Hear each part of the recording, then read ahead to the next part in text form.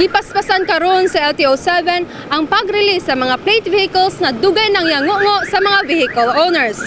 Gikan sa adlawng Martes, niabot na sa 5,000 nga mga plate vehicles ang na-distribute sa LTO sa tibuok Rehiyon 7. Subling giklaro sa kataguan sa LTO-7 nga ang pag-distribute sa mga plate vehicles ipaagi sa mga registered dealers ug dili direkta sa mga vehicle owners.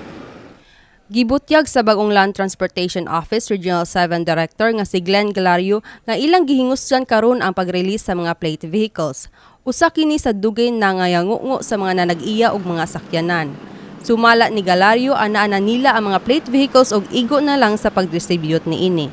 For the end of third quarter or before the end of this year, we will be kanang gamay na lang ang kuwang sa atong na-distribute or ma-distribute na nato.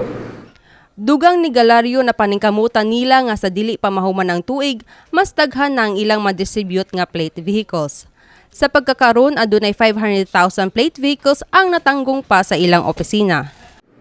We have to distribute it to sa mga dealers na to.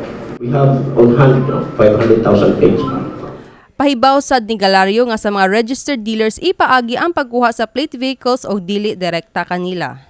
So katong mga wala pa mo yung plate number, dito ra sila makuha sa mga dealers, no? Yes, sir. We will be assigning the dealers o kamo nalay mo distribute aning mga plate numbers.